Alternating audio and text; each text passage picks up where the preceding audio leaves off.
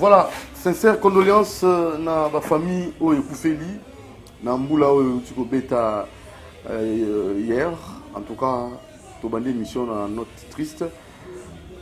Et ça lui passe. Bonjour chers internautes. Balandia Doudou Montiri Télévision. Doudou Montiri est mort en place. Na Moro Njambé. Histoire échange raté. Na l'un cas bon dégâts papa. Pika, la facilité. Sauf qu'on a au tiki. Sauf qu'on quitte au tiki. C'est ça le problème. Alors, maintenant là, tu as ma solo. Namboula, les gars qui Kinshasa, Izini. Mandaku, Mituka, Baveni, Izini. Pourquoi? Là, j'interviens comme un expert en environnement. Deuxième promotion dans la faculté des sciences, dans l'INIKIN. Surtout environnementaliste. C'est bien là qu'on analyse ensemble, chers internautes, dans la Doumoti TV. L'ikambo et l'environnement, je ne cesse de le dire. Nzambe asali, mokili na kimia, équilibre et zalaki. Tant que mutu ayeko kota, l'intervention de l'homme a créé des équilibres.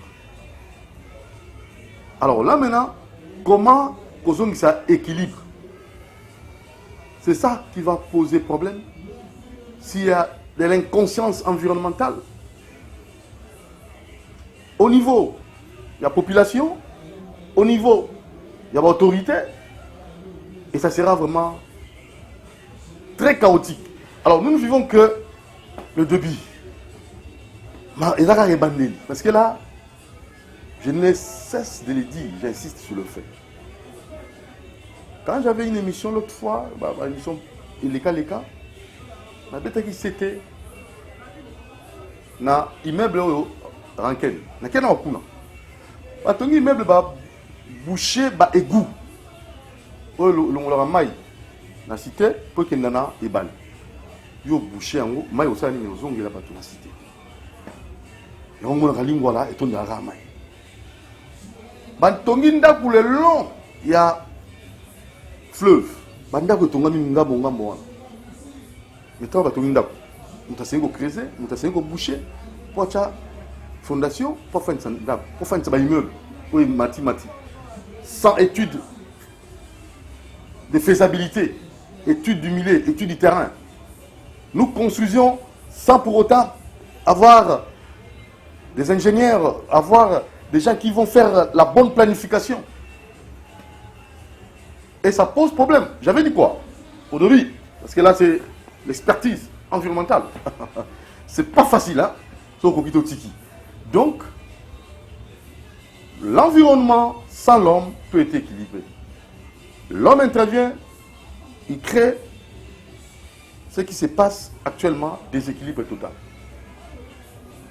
Et nous oublions. Quand vous profanez à gauche, il y a répercussion à droite. Il y a autant immeuble là, vous avez un roi Mayebo. Un bon peu, puisque vous avez évité. Vous avez combien de immeubles qui touche? Non. Non, c'est l'air de il y a des députés de Yébi. C'est l'air de mais ça pousse comme les champignons. Et vous croyez que vous êtes riche. Alors, vous détruisez l'environnement et ça perturbe l'équilibre écologique. Vous êtes à l'aise. Pour les générations présentes et futures, mais le lobby, lobby va en pâtir. Voilà l'inconscience environnementale où ils ont la carte na bisonos. Tout ça, côté les mélanges. Tant que vous avez été et vous dérangez bateau dans la monsous. Mais on est aux dans la cité, vous avez été. Dans votre bakoufi, vous faites des poses en gros, construction anarchique. Anarchique, oui. Mais non, on va passer à la bango. Autorisation ya rotonga. Non, on va passer à la bango. Ma coquille wana. Ma bourgmestre, vous faites quel travail? On a besoin d'environnement, il y en a urbanisme. Donc en fait, le problème environnemental, pour les résoudre, les problèmes environnementaux, excusez-moi, pour les résoudre, c'est vraiment de façon pluridisciplinaire. Il faut associer tout le monde pour avoir un résultat fameux. Premièrement, il faut sensibiliser la population. Vulgarisation, et aussi, quand je dis vulgarisation, c'est l'éducation mésologique. J'insiste.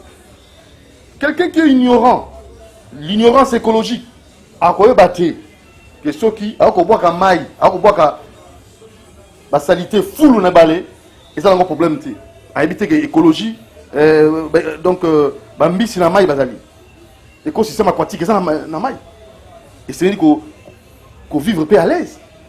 Il y a ce moment-là qui se débarrasser de la foule. Voilà l'inconscient. Voilà l'ignorant écologique. Mais mouton il faut l'accès. Ndama bongsa mboko, tala journaliste du mon tir. Aboniko. Yema mbolo baona bango ba konti ba na ko tira so ba ka poubelle. Bango ba akiri ba caniveau. Mais dit nous sommes à Yolo. Entre nous soit dit na Kalamou. Vous mettez ça commune à Kalamou. Mais vous là, c'est pas tout qui est la commune. On est qui qualifié, répété. Na ko tonda logo ba Kalamou na ego zangate. Logo lingo le go zangate. Dit vous mettez 121. Il y a un beauté. Comment est-ce que vous pouvez tirer le caniveau, vous avez un bon, ou va passer rapidement ou pas Ngobila. Pour quel est le quartier le plus propre? Éviter concours ici là, Ngobila. Gentini, gouverneur, Mbotena. Et si là, tu es ici là, tu es évité.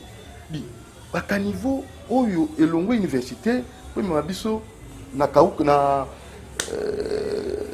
bon, na comme qui m'a trop de problèmes.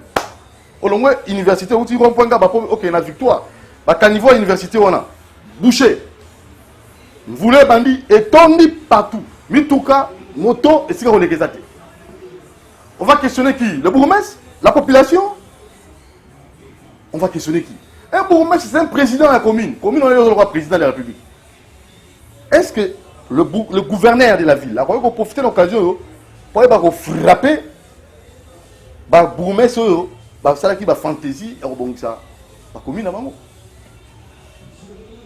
ça aussi c'est notre questionnement et vous la population est-ce que mon autorité moi en a koufi zéro ba na ngwa kin zéro na poto la plupart il y a au moins andé à koufi c'est ça alors si vous avez votre environnement votre cadre de vie que vous voulez rendre impropre invivable. Le répercussion, vous serez le premier bénéficiaire. Et qu'on touche dans la vie de la population. Bangoté. Comment sont les salons véritables? Oh, pour nous, si vous n'avez pas 500 francs, à la poche, si vous avez un côté, vous avez collé et à coller. Vous avez révolté. C'est ça le problème. Tout le monde a la salon. Dans le biot, université, c'est la université. Ceux qui sont jeunes, ceux qui sont la suite de l'habité, les jeunes à Sordodo, les jeunes sous Punatolo, est-ce que vous avez encore le temps? Donc, vous n'avez pas où? Vous avez un kiré. Vous devez mentir, vous kiré, caniveau, nani à Kolongolango. Vous kiré caniveau, vous tiki, la salité à caniveau, on a pembeni. Vous les noki et zong nakati. On est où là? Attaco. Attaco. Bamboka musubino bokenda. Bon on nenge ezalakate. Mais pourquoi est-ce que tu vois comment monter un bébé d'environnement à biso? Comment est-ce que tu vois un environnement boy? Vous attendez quoi? Oh Fati béton. Vous attendez qui? Que Fati béton, on sait la même moussala. Na liboso ndako na yo, na caniveau na yo, na moussala bourgmestre, Fati béton. Ah on sait la place na yo. Yo fait un bureau au sani. Tu reçois qui? Au recevoir kaka, au sobanani no batwa ko senga nini ya ko se. Après on nini no balela ka mingi, ba ya mariage. On va aller dans la mingi, il y a autorisation, il y a beaucoup de lupangu, comment on a équipé. Vous êtes seulement là, vous. Vous remettez à signer. C'est bon, ok, Keba. L'état des droits doit s'appliquer. Le droit de l'environnement doit s'appliquer dans notre pays. Le pollueur-payeur doit subir les sanctions. C'est ça le problème. C'est comme Bongo Barobanga. Population Robanga. Tout ça, on a été posé là. Tout les latos. Parce que l'implication et les sanctions, et ça dit qu'on s'est alimenté. Pour un Yanjili. Pour un Yanjili. Oui, Boukani. Oui, Boukani. Quand vous n'avez pas de caniveau, et que Boukana. Maï et Zaranesiga et les Lukaranzela. soit on est là à Robuka. Mais dans la mise à rappeler la pitié. Voilà le problème. Alors, papa, maman, Elengue, l'environnement pose un problème. Ce qui est boyé, au simbié, il y a aussi mal. Vous comprenez? Et ça, c'est une interaction. L'homme, l'environnement, et ça, une interaction. Biocénose, biotope, et ça, une interaction. Ce qui est au simbié bien, vous allez bien, au simbié bien. On a rappelé cet environnement, cours l'environnement, dans le moment où il va péter. Attends, vous avez bien monté à comprendre. Donc j'ai totalisé déjà 20 minutes, 10 minutes. Moron Jabé, vous êtes un peu pressé. J'ose croire que aujourd'hui, Kota la Kalelo, question à Rotuna, oui, vous pouvez entrer, monsieur.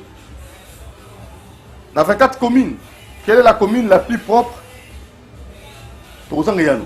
Nous avons 24 communes.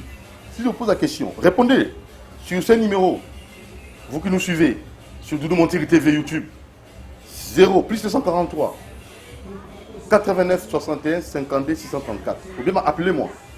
Sur les 24 communes, quelle est la commune la plus propre? La plus propre. Gombe. Bon, tu vas sachez on est à bon, on a poubelle, bon, sachet poubelle. Boulevard Babongisi bien, Bakomboli, c'est ça, Gombe. Matete, Njili, Mongafula. Je reviens dans Bourgmestre, dans gouverneur. Tolingi Toyeba, quartier le plus propre. Concours au Pesaki, dans Bourgmestre. Bourgmestre a se distingué dans Kinbopeto. L'opération Kinbopeto, où en sommes-nous? Oh là, bon sang. Zando, poubellisation de la ville, montagne d'immondices. Alors, qu'est-ce que nous faisons de nos déchets? Nous pouvons valoriser nos déchets. Nous pouvons réutiliser nos déchets. Parce que nous avons l'inconscience, nous ne savons pas que nous perdons des devises. Tant au bord des champs des autres.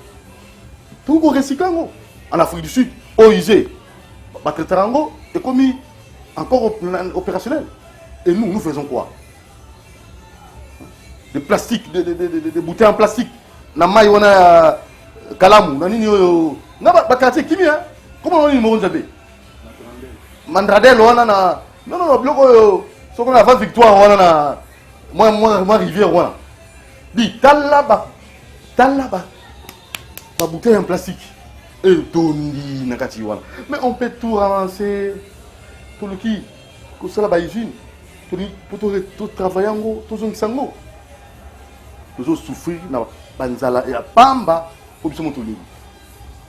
Donc moi je crois que les loyaux, tous ceux qui ont makambo et l'édition en vous là, c'est pas tout le monde qui peut s'improviser pour à côté de makambo environnement, à côté de makambo, il y a assainissement et milieu, il faut laisser domaine ou un expert en la matière. Ne vous improvisez pas. Yo vous pas où, au bilan et dit bengezalé tous les sachets, tous les saki, tous les kundango. Associez les experts à la matière, bon sang. Vous tâtonnez, et quand vous tâtonnez comme ça, c'est compliqué. Hein? On veut aggraver la situation. Budget ni mopé sakaba boumé sango. Est-ce que ça budget et ko kalamisa ou bazanango na commune? Ba ko zambo na wenze. Ba wenze nyos ko tsambo ndenge moko. Ça aussi, c'est une question importante. Alors, tous ensemble, réfléchissons pour que notre environnement puisse être encore vivable et propice à tout le monde. Pour cette génération et pour la génération future. C'est ça, une gestion vraiment qui est axée au développement et surtout pour l'intérêt de tous. Manabiso, nous de la femme, basi, ceux qui vont s'impliquer dans l'assainissement de l'environnement, ça là qui top. Mais nous avons quelle femme? Basi nyonso, c'est une égalité entre l'homme et la femme. Mais les femmes, t'as là le constat. Yo mona basi nous va venir na kalabando comme la venir. Tout nanga maman ni nyoko mona to elengi moi si akomba ka lupango. Elles n'ont plus le temps. Maman, égalité oui, mais occupez-vous. Mais ça là rentrez, faites le travail. Travail domestique pour Salango. pour l'environnement, il y a vous avez maman, moi nabino, bola muka, maman tellement pour l'environnement nabino, on s'en a mis ça là. Hein? Même si les hommes ont dépassé, mais les femmes, réveillez-vous. Na salité de bossa lupango, travaillez, faites ça. Hein?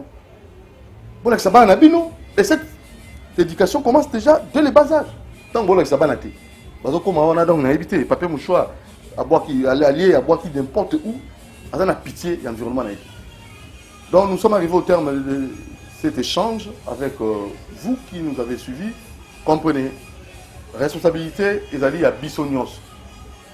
Il y a mon aîné, ils à l'État. Population, on s'appelle Nakati. Sokite, Tokolele. Je ne voulais pas trop parler parce qu'il y a des milliers où les jeunes ont eu conscience pour ensemble, ils vont se milliers dans Bango.